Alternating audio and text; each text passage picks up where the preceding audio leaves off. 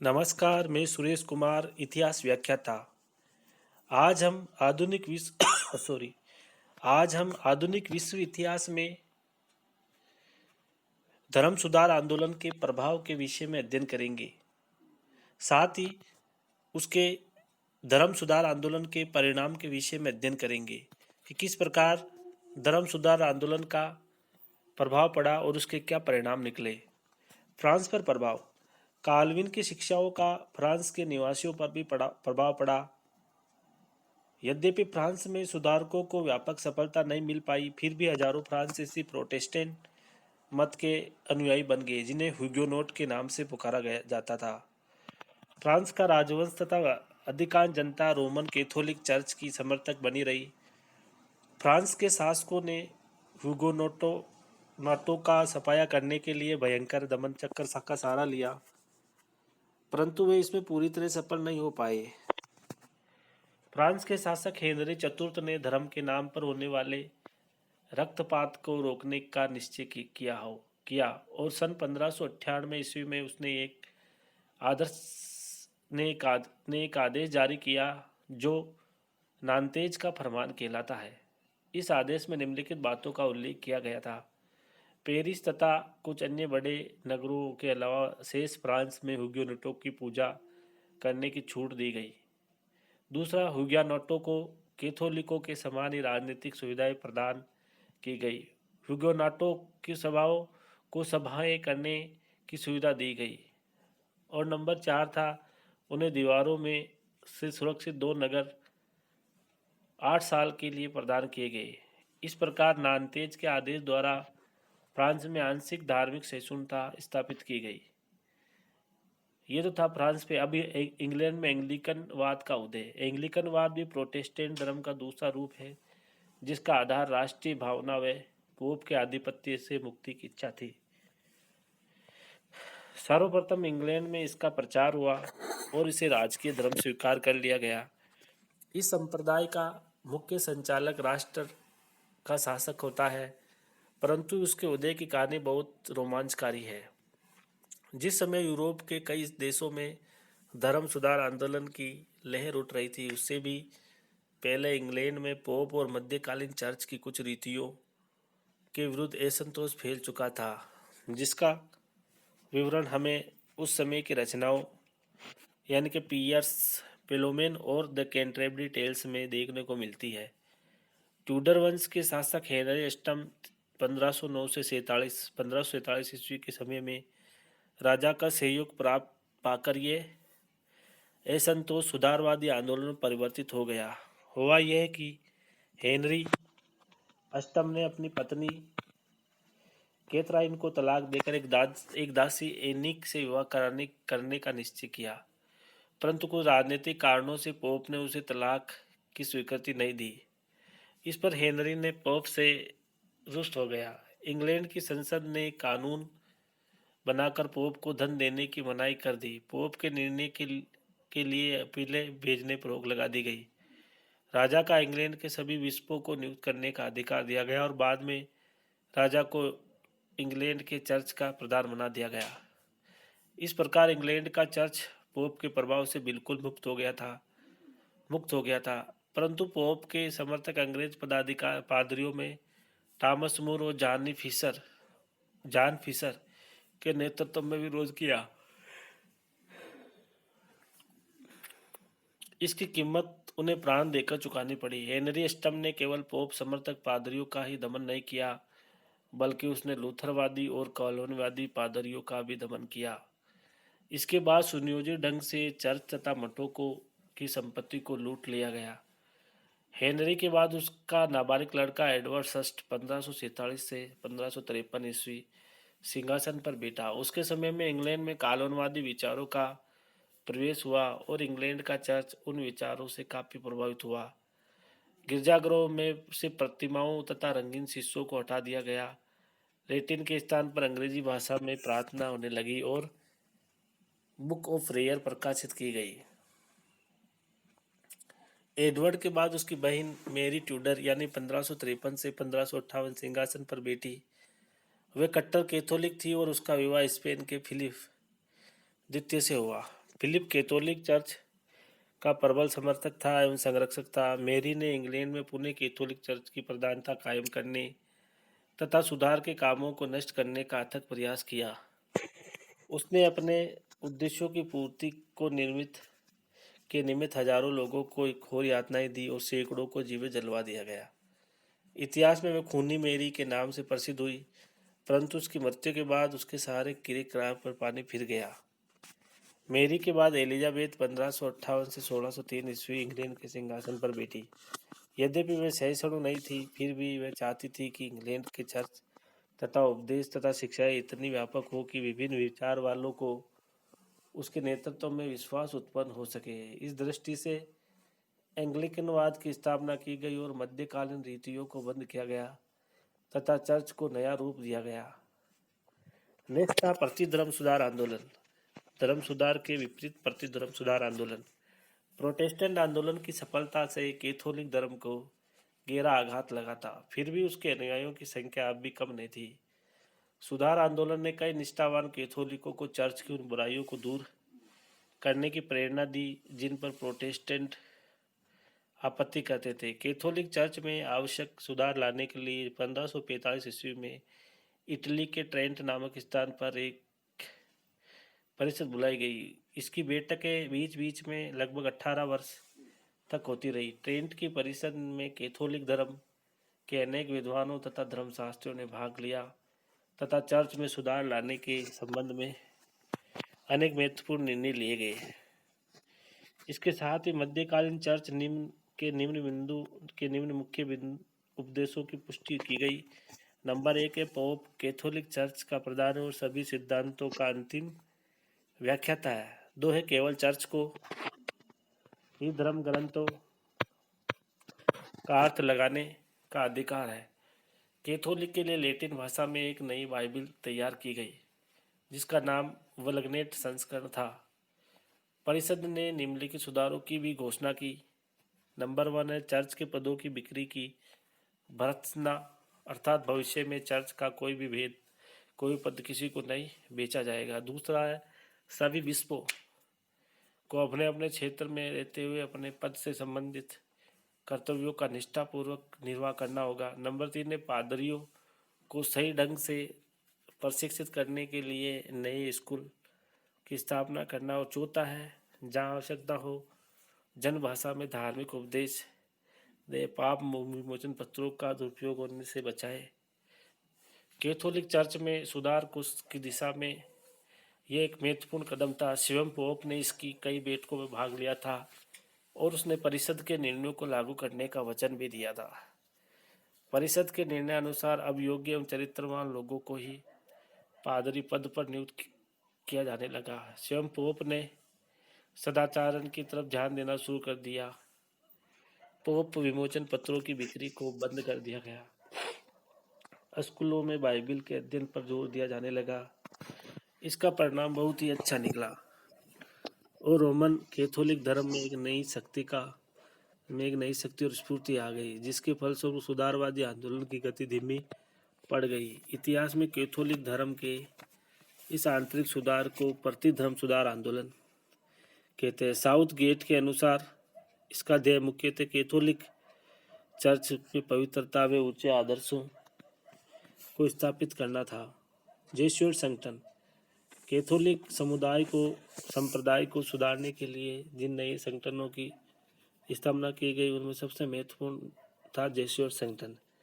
इस संगठन की स्थापना एक स्पेनिश सैनिक इग्नियोस लायोला ने की थी। उसने सर्वप्रथम स्पेन में इस संगठन की स्थापना की थी। बाद में इस संगठन की शाखा यूरोप के अन्य देशों में भी कायम हो गई थी। कई अर्थों में यह संगठन बहुत कठोर था और इसका प्रशिक्षण बहुत लंबा और कठिन था। कई प्रशिक्षण समाप्त कर लेने वाले लोगों को कठिन काम करने को भेजा जाता था।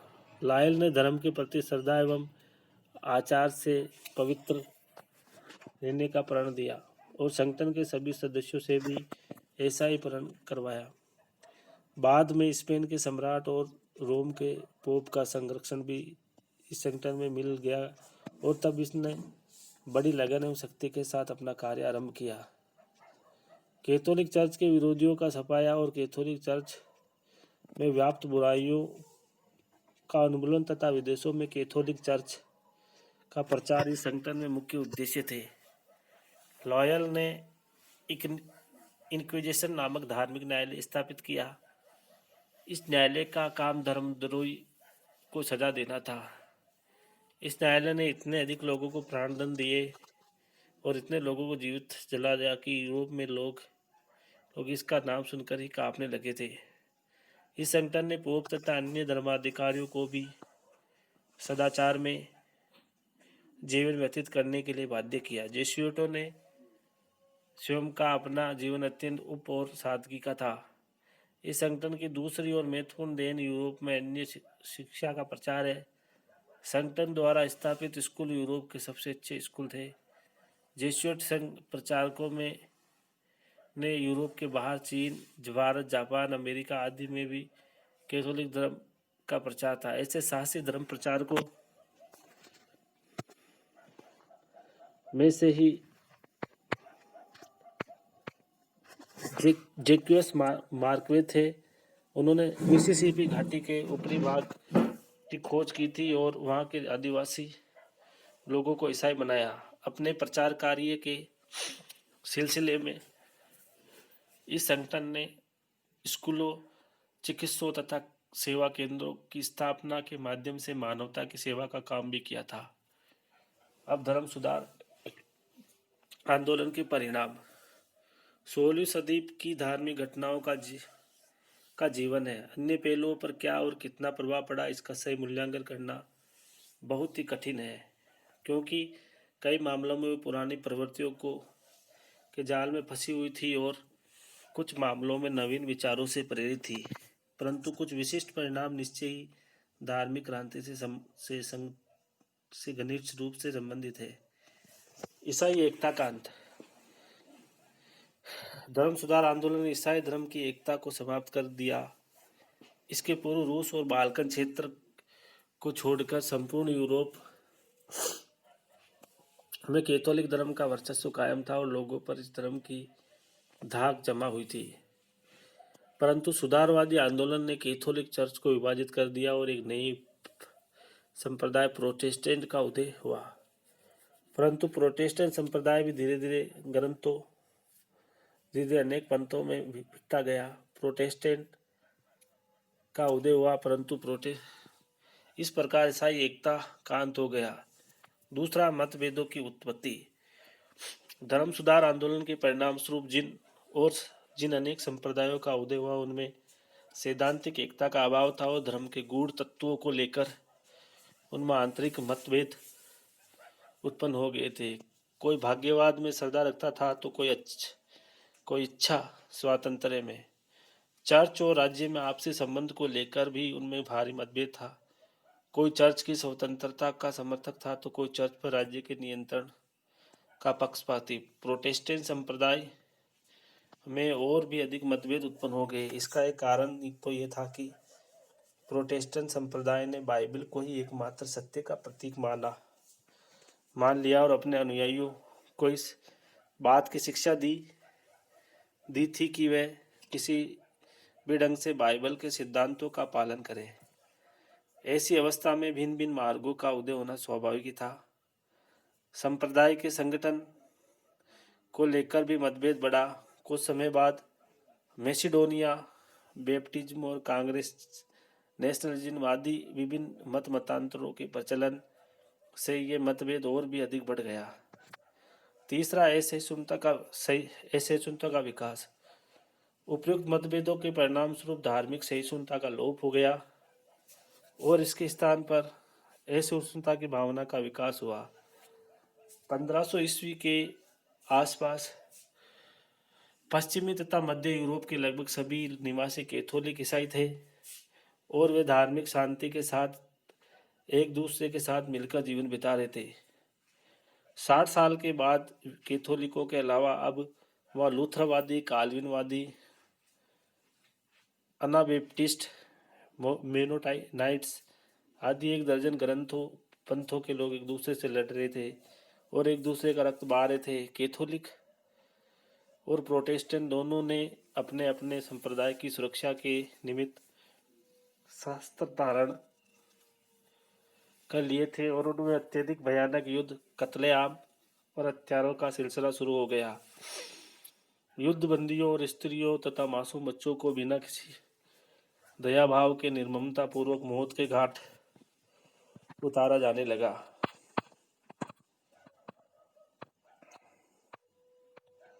परिणाम स्वरूप यूरोप धर्म युद्धों की रणभूमि बन गया। धर्म के नाम पर हजारों लाखों लोगों को मौत के घाट उतार दिया गया। महात्मा काल्विन जैसे महान सुधारक भी असहिष्णुता के चक्कर में फंस गए थे और उन्होंने सार्वेंटिस को जीवित जलवा दिया। इस प्रकार धार्मिक सहिष्णुता ने एक लंबे समय तक यूरोप की शांति को नष्ट कर दिया। नेक्स्ट है सहिष्णुता का विकास। काफी लंबे समय के बाद प्रोटेस्टेंट विद्रोह ने व्यापक सहिष्णुता का मार्ग प्रशस्त किया। कुछ क्षेत्रों में दो या अधिक संप्रदाय इस मजबूती के साथ पैर जमा चुके थे कि लोग दीर्घकालीन आपसी संघर्ष में उकता रह गए और वहाँ की सरकारें भी किसी प्रकार के धार्मिक समझौते के द्वारा शांति स्थापित करने को उत्सुक थी। फलते कैथोलिक फ्रांस में नान्तेज के फरमान के द्वारा ही हुगेनोटों को धार्मिक सहिष्णुता प्राप्त हुई। 16वीं सदी के अंत में पोलैंड में भी धार्मिक सहिष्णुता के लक्षण इतने प्रकट होने लगे कि 17वीं सदी में हॉलैंड भी एक सहिष्णु देश बन गया। फिर भी इतना निश्चित है कि आधुनिक धार्मिक सहिष्णुता 16वीं सदी के धार्मिक उथल पुथल की सिद्धि देन न होकर 1700 ईस्वी के बाद लोगों में धार्मिक उदासीनता की विवेक शक्ति के विकास का परिणाम है। नंबर 5 है नैतिकता और शिष्टाचार। लूथर के साथ भयंकर धार्मिक संघर्ष का एक परिणाम ये निकला कि अब नैतिकता और शिष्ट व्यवहार पर कठोरता के साथ ध्यान दिया जाना लगा। प्रत्येक पक्ष एक दूसरे पर नैतिकता तथा भ्रष्टाचार का आरोप लगा रहा था। प्रोटेस्टेंट लोग कैथोलिक पादरियों और बिशपों के जीवन का डरावना चित्र प्रस्तुत किया। वही कैथोलिक लोग भी प्रोटेस्टेंटों का इतना ही डरावना चित्र प्रस्तुत करते थे और वे कहते थे कि वे तलाक की तुरंत स्वीकृति देते हैं। इन आरोपों का सामना करने के लिए कैथोलिक और प्रोटेस्टेंट दोनों ने ही उच्च नैतिक मूल्य की शिक्षा देने तथा उस पर अमल करने का जोरदार प्रयत्न किया। प्रत्येक जगह ईश्वर निंदा पूर्ण पुस्तकों और आचरणहीनता को समाप्त करने का जोरदार प्रयास किया गया और तमाम मंत्रियों और धर्माधिकारियों को पवित्र एवं नैतिक जीवन व्यतीत करने को विवश किया। नेक्स्ट है 6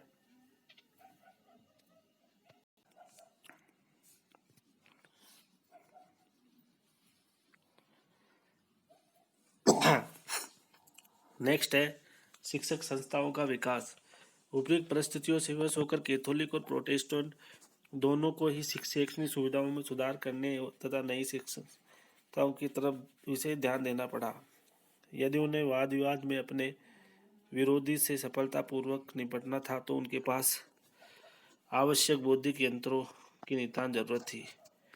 इसलिए पादरियों, उपदेशकों और मंत्रियों को ठीक ढंग से प्रशिक्षित करने की दिशा में विशेष ध्यान दिया गया और इसके लिए नए स्कूल स्थापित किए गए। इन स्कूलों में संबंधित संप्रदाय की विशेषज्ञता तथा विरोधी संप्रदाय की कमियों व दोषों को अच्छी तरह जानकारी दी जाती थी। नंबर 7 है व्यक्ति की महत्ता का विकास। धार्मिक विद्रोह ने प्रत्यक्ष रूप से व्यक्तिवाद को बढ़ावा दिया। कैथोलिक चर्च ने हमेशा सिद्धांतों की एकता तथा चर्च संगठन के माध्यम से मुक्ति पर जोर दिया गया। दूसरी तरफ अधिकांश सुधारकों ने ईश्वर के साथ प्रत्येक व्यक्ति के संबंध पर जोर दिया। प्रत्येक व्यक्ति को बाइबिल पढ़कर स्वयं उसकी व्याख्या करने पर जोर दिया गया। सुधारक लोग प्राय उस प्रत्येक व्यक्ति के प्रति अत्यधिक सहिष्णु होते थे जिसकी व्याख्या उनकी स्वयं की व्याख्या से मेल नहीं खाती थी। फिर भी अंततः उनकी शिक्षाओं ने न केवल धर्म के क्षेत्र में ही नहीं अपितु आर्थिक और राजनीतिक क्षेत्र में भी व्यक्ति के महत्व के संबंध में ईसाई विश्वास की परंपरा को उजागर करने की सेवा की। राजाओं की शक्ति का विकास। वस्तुतः धार्मिक उथल पुथल का पहला प्रभाव राजाओं और सम्राटों की शक्ति का बढ़ावा था। राजतांत्रिक निरंकुशवाद की ओर प्रवृत्ति को बढ़ावा डाला था। लूथरवाद राज्यों जर्मनी और स्कैंडिनेविया में, इंग्लैंड में और यहाँ तक कि स्विट्जरलैंड और हॉलैंड में भी राजाओं ने धार्मिक मामलों पर नियंत्रण का अधिकार प्राप्त करके और उसी के साथ चर्च की जमीनों को अनधिकृत करके अपनी शक्ति और संपत्ति दोनों का ही विकास किया। कैथोलिक देशों में भी राजाओं ने पोप की कठिनाइयों का लाभ उठाते हुए उससे बहुत सी सुविधाएं प्राप्त कर ली थी, जिनके फलस्वरूप चर्च के मामलों में उन्हें पहले से अधिक शक्ति प्राप्त हो गई। लूथर के बाद की 3 शताब्दियों में राजाओं ने पहले की अपेक्षा बहुत अधिक शक्ति प्रदान कर दी। पोप के प्रभुत्व से मुक्त होने के बाद राज्य की सार्वभौम सत्ता अथवा संप्रभुता पूरी हो गई, क्योंकि अब उनके ऊपर किसी भी आंतरिक या बाह्य शक्ति का प्रभुत्व नहीं था। राज्य की संप्रभुता ने राष्ट्रीयता की भावना का विकास पे भी योगदान दिया था। इसलिए प्राय कहा जाता है कि धर्म सुधारक आंदोलन की एक महत्वपूर्ण देन है राष्ट्रीय भावना का विकास। लोक साहित्य का विकास। धर्म सुधार आंदोलन का एक प्रमुख परिणाम लोक भाषा और लोक साहित्य के विकास के रूप में देखने को मिलता है। धर्म सुधारकों ने सामान्यतः जनता को धर्म के गूढ़ रहस्यों तथा अपने विचारों संबंधी साहित्य का प्रकाशन करवाया। लूथर ने जर्मन भाषा में बाइबल का अनुवाद किया था। इसी प्रकार अन्य देशों में वहाँ की लोक भाषाओं में बाइबल का अनुवाद किया गया। नवीन धर्म प्रचारकों ने अपने अपने क्षेत्रों में क्षेत्रीय भाषाओं में शिक्षा का प्रसार किया, जिसके परिणाम स्वरूप लोगों में भी अपनी मातृभाषा के प्रति श्रद्धा की भावना का विकास हुआ। नंबर 10 है धर्म निरपेक्षता का विकास। निरंकुशता के साथ धर्म निरपेक्षता की प्रवृत्ति का भी विकास हुआ, अर्थात बहुत सी गतिविधियां जिन्हें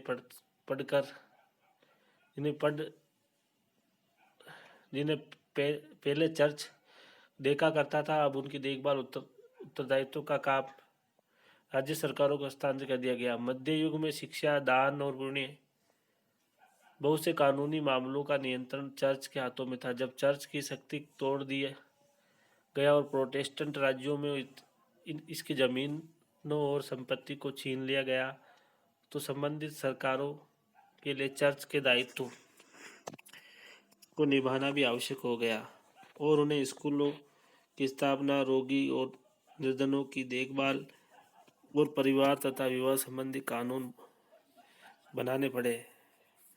इस प्रकार धर्मनिरपेक्षता का विकास हुआ। नेक्स्ट है पूंजीवाद। अन्य क्षेत्रों में धार्मिक परिवर्तनों के प्रभाव से इतने स्पष्ट नहीं है।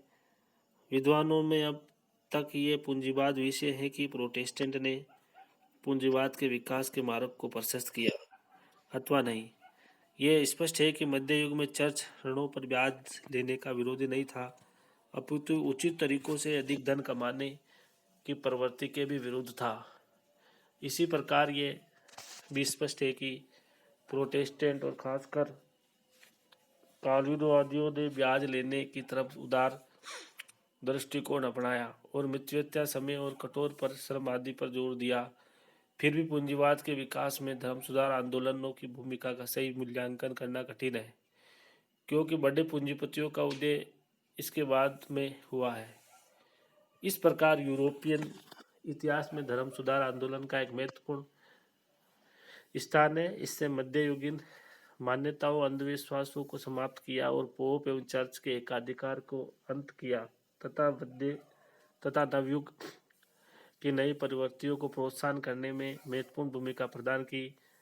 प्रोटेस्टेंट ने धार्मिक जीवन का केंद्र चर्च के बजाय मनुष्य को, व्यक्ति को बना दिया।